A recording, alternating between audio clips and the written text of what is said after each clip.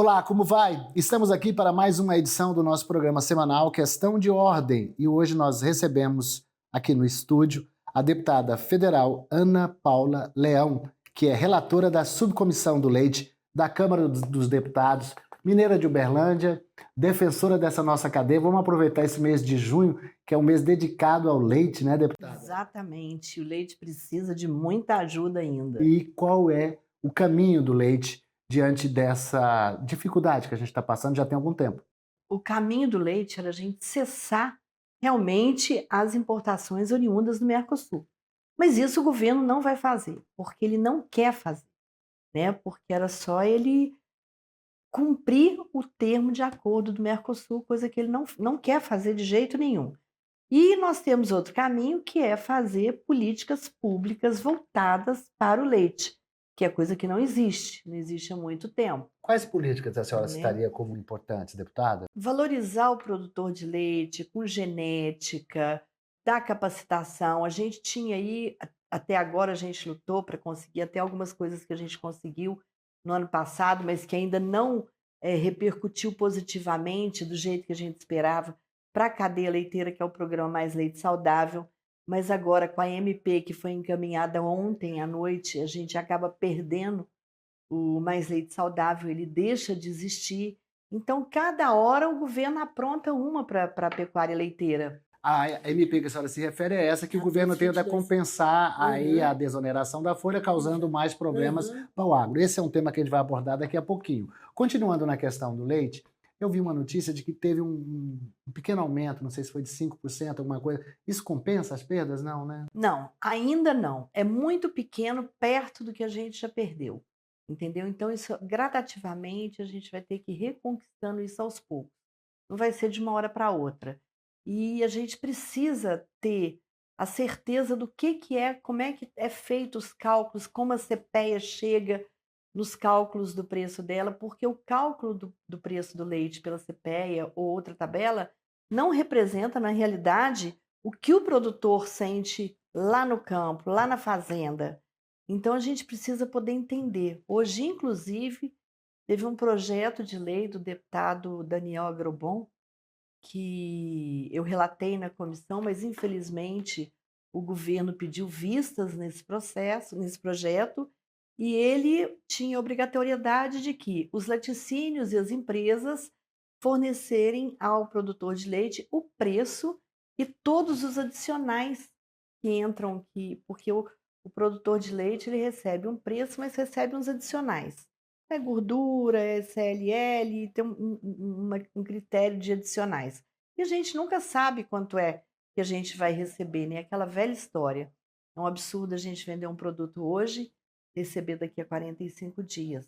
Mas isso ainda acontece e, pelo visto, vai acontecer ainda por muito tempo. O agro é essa grande empresa a céu aberto, né? Não é só o leite, mas tudo. É um setor que o produtor vive sob insegurança climática, não tem seguro, não sabe por quanto vai vender, e a gente ainda continua nessa atividade. Não muitos, porque eu fiquei assustado com o número que o IBGE divulgou recentemente, de que nos últimos 10 anos, há uns 10 anos, eram mais ou menos 1.800.000 produtores de leite. Mais de 800.000 saíram da atividade. Já vem reduzindo bastante. Hoje a gente faz uma conta de que é 1.100.000 propriedades. Né? E nessas propriedades rurais você pode ter, porque a atividade leiteira ela não precisa de um grande espaço para a produção de leite. Então existem propriedades que têm de 3 a 4 CPF. Então, e as pessoas vêm sim deixando a profissão.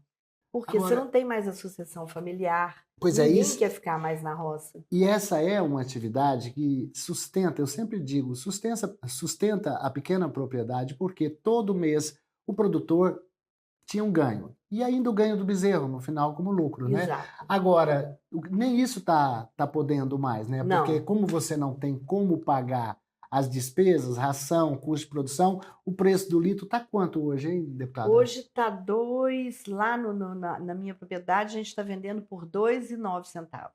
Quanto é que a senhora gasta para produzir um litro de leite? Olha, uns R$3.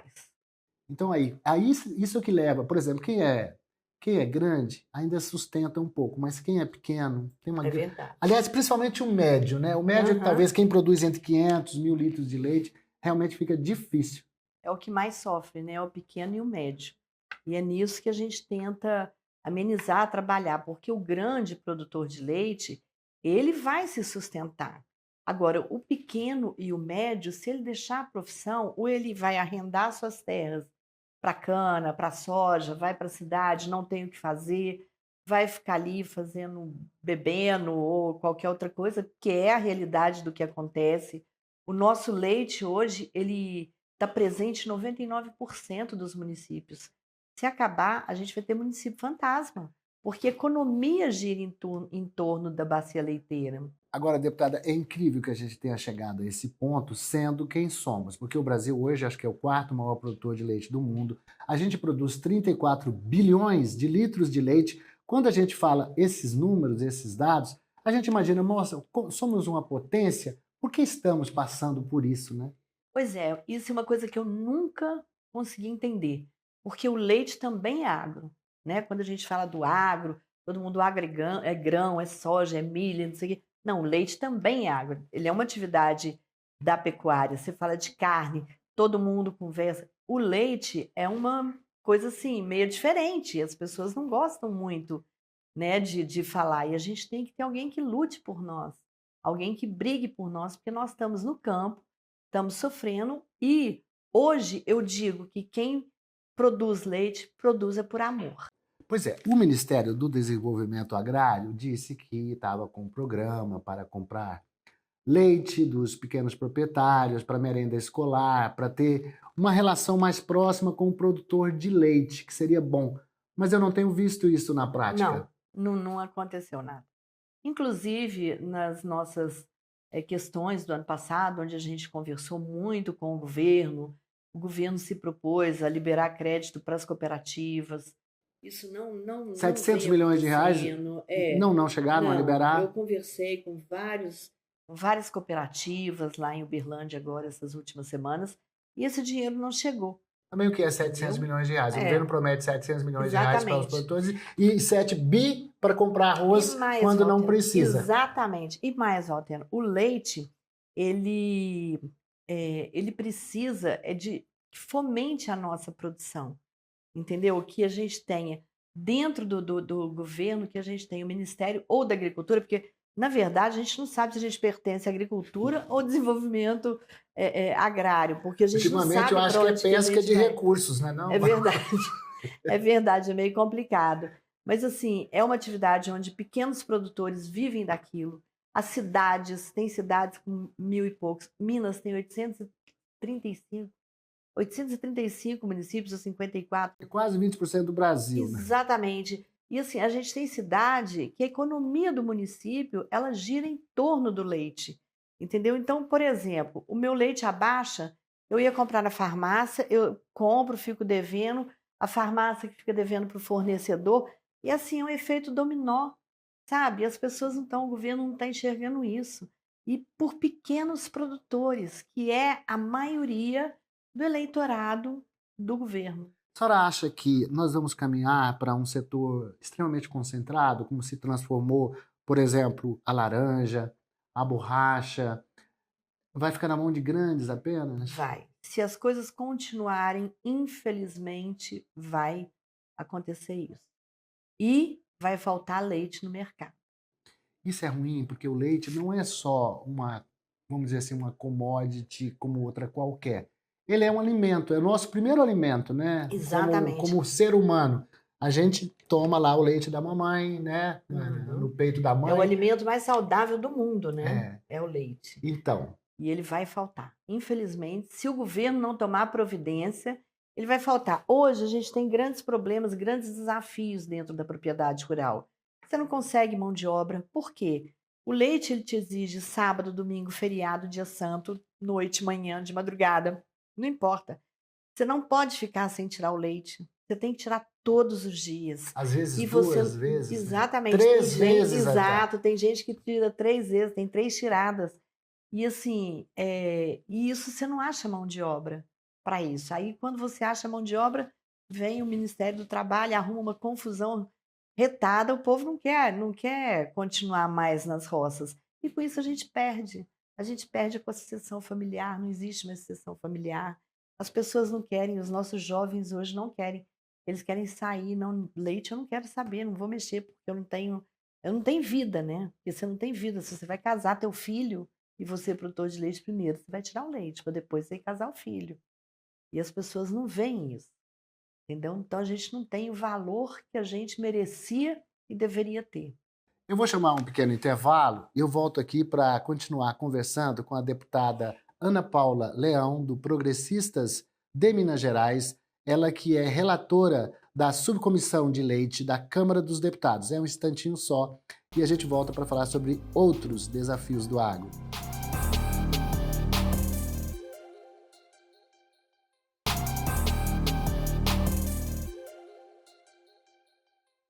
Olá, gente, estamos de volta aqui com a deputada Ana Paula Leão, deputada federal do Progressistas de Minas Gerais, relatora da Subcomissão de Leite da Câmara dos Deputados. Esse mês de junho, como eu falei, é o mês que tem Grito do Leite, Dia Mundial do Leite, parece que foi criado agora um Dia Nacional do Leite também, Isso, pro mês que vem, né? né? Mês que vem é o Dia 12, Nacional né? do Leite, dia 12. E no dia 1º de junho agora foi o Dia Mundial do Leite. Agora, o presidente é sensível a criar uma data, mas é preciso que o governo seja sensível aos problemas que a senhora já disse, já relatou aqui. Mas eu vou aproveitar a sua presença aqui para a gente falar sobre outros problemas do agro. Uhum. Nesse momento que a gente está conversando, o Congresso está debruçado sobre um pacote de medidas do governo, MPs, que fazem a regulamentação da reforma tributária. A questão da desoneração da folha, a questão de isenção de importação de produtos até $50. Qual é o impacto disso no agro, O deputada? impacto é muito grande, tanto na soja, na carne e até no leite, né? Porque, de uma certa maneira, isso vai gerar uma confusão muito grande no agro. O PIS/COFINS, que na verdade é isso mesmo, essa Exatamente. retenção. É o PIS/COFINS.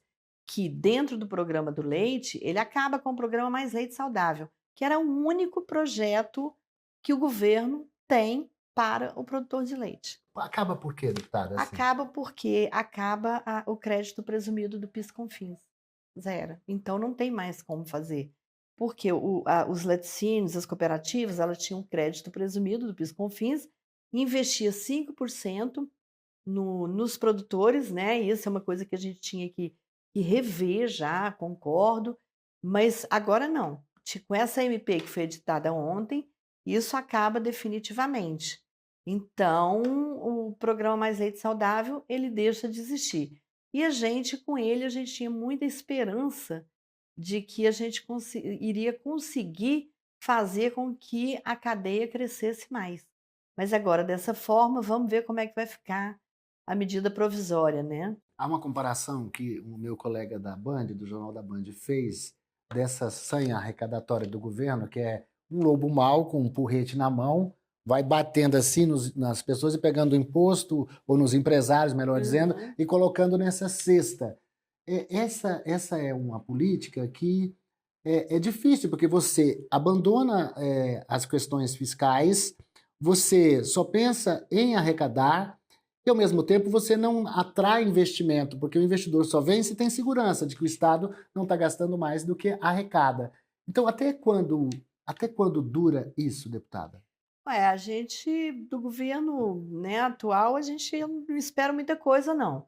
Eu acho que essa política arrecadatória ela vai continuar, persistir nisso aí. É claro que o Vamos ver governo até precisa quando a arrecadar, mas eu gente... digo assim, é que nós estamos diante de uma reforma tributária que era como objetivo simplificar, e ninguém era contra simplificar, mas acabamos caindo numa alíquota que é uma das maiores do mundo, 27%, em setores que já são muito sobretaxados. Exatamente. Eu votei contra a reforma tributária.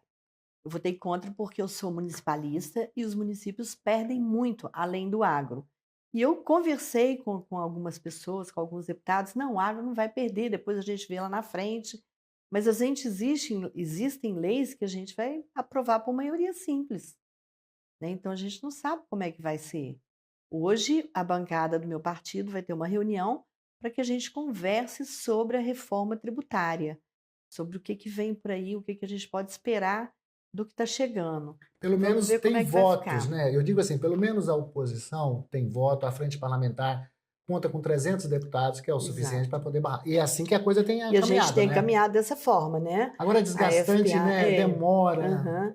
A FPA aí na frente com o Pedro na presidência tem feito um excelente trabalho em plenário junto com os deputados e lutando bastante pela questão do agro. Acho que está, assim, mostrando mesmo a força do nosso agro dentro do Congresso. Nesse caso mesmo dessa medida para compensar a desoneração, só a cadeia produtiva da soja é mais de 6 bilhões de reais de Exato. perdas. Aham, A senhora exatamente. citou o leite no caso do O programa, leite, né? aham, que é o programa Mais Leite Saudável, que a gente perde literalmente.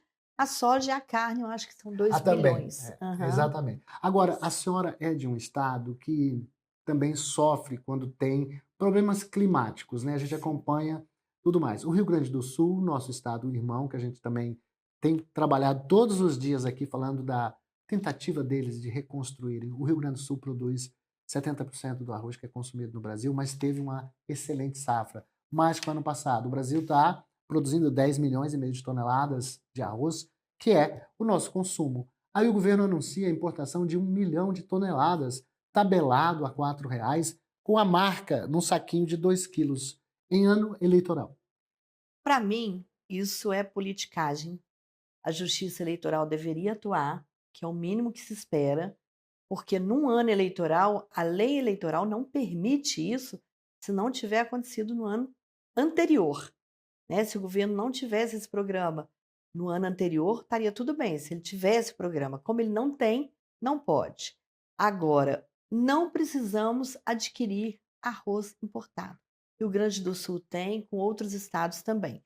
E se isso persistir, você pode ter certeza que vai virar o segundo leite do país. É isso que eu ia comentar com a senhora, se a senhora via alguma semelhança entre as duas. Não, totalmente. Vejo uma semelhança muito próxima, muito perto. E principalmente o Rio Grande do Sul. Quando a gente fala de Rio Grande do Sul, Santa Catarina, Paraná, é os que estão mais próximos à fronteira. Então são os que mais estão sofrendo com tudo que está acontecendo com o leite. E agora com arroz no Rio Grande do Sul.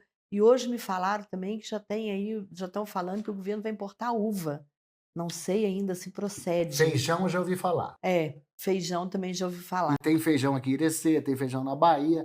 Agora, Exatamente. é difícil compreender essas situações, mas a CNA recorreu ao Supremo por meio de uma ação para impedir. Vamos ver, no momento que eu estou conversando com a deputada aqui, está previsto o primeiro leilão de arroz da Conab para compra de arroz, 300 mil toneladas de 1 milhão.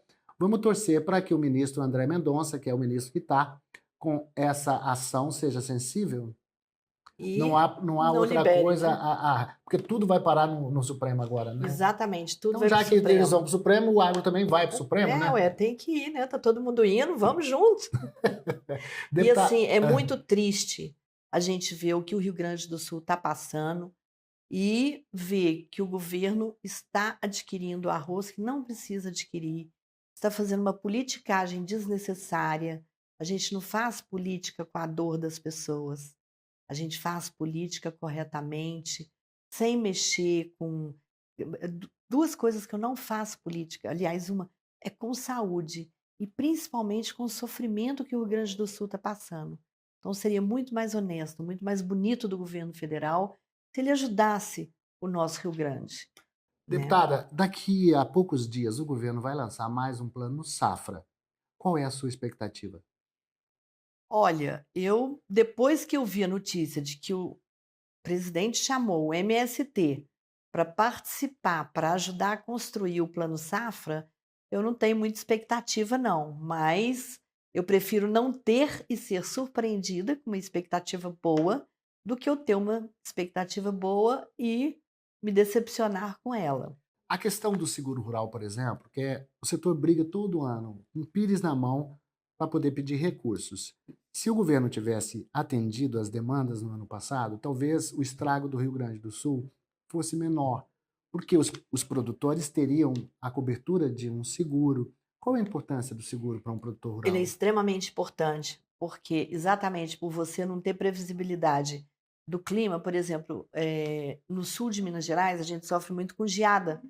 Então, geada vem e acaba com café, com cafezal. Geada vem e acaba com as outras culturas, Pastagens. pastagens, com tudo. E você faz o financiamento, vai ao banco, faz tudo direitinho, paga o seguro, mas na hora que o seguro tem que atuar mesmo, ele não acontece.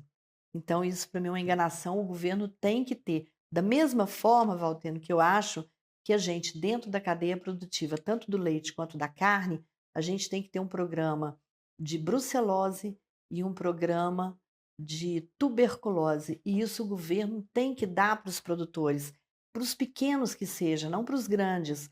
Mas assim, fez o exame, deu positivo, o governo vai lá, aquela vaquinha, o porquinho vai ser incinerado, mas ele vai receber um recurso para ele comprar outro e continuar dentro da atividade dele.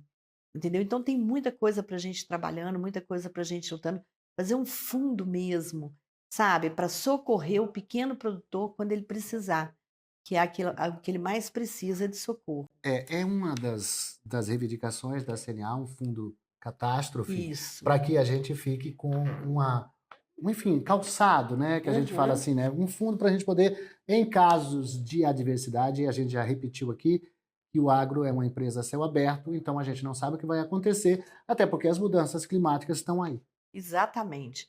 Então, assim, num lado a gente está com chuva em excesso, no outro com Seca. seca, agora começa o inverno, a gente vai ver como é que vai virar o sul de Minas, como é que vai ser, né? Parte também de São Paulo, e por aí vai com a questão das geadas, que também acabam prejudicando e muito o agro de tudo enquanto é jeito. A gente fica aqui pensando como tratam mal as nossas vaquinhas, né? Remuneram mal o leite, remuneram mal a carne, né? Nós Exato. estamos aí com a arroba do boi praticamente congelada aí já tem um tempo. E eu acabei de saber aqui que nós temos mais um minuto para poder fazer as nossas considerações. Eu queria que a senhora aproveitasse esse tempo que resta Uhum. para focar naquilo que a senhora tem como excelência, como produtora de leite, como relatora dessa subcomissão, o que é possível fazer. Não vamos nos desanimar. De Mas, jeito enfim, nenhum. o dia do leite está chegando aí no Brasil. Ah, eu sei que a senhora é uma voz ativa lá dentro. O que é necessário fazer de urgente mesmo? De urgente é o que eu te falei. A gente tem que cessar as importações. O governo diz que está esperando o antidumping que a CNA está fazendo, mas o antidumping demora. A CNA realmente está fazendo, mas ele é um processo demorado. E o governo está utilizando isso como uma válvula de escape para dar uma desculpa, entendeu? Porque é mais fácil eu dar uma desculpa do que eu não quero fazer, do que eu fazer cumprir o acordo que eu tenho assinado com o Mercosul, que era muito simples. O negócio tem que ser igual, a igualdade é a mesma. A Argentina subsidia o produtor de leite. A gente não quer subsídio. A gente não é a favor de subsídio. Nós queremos produzir em pé de igualdade. Que o governo nos dê essa oportunidade. É isso que a gente quer, entendeu?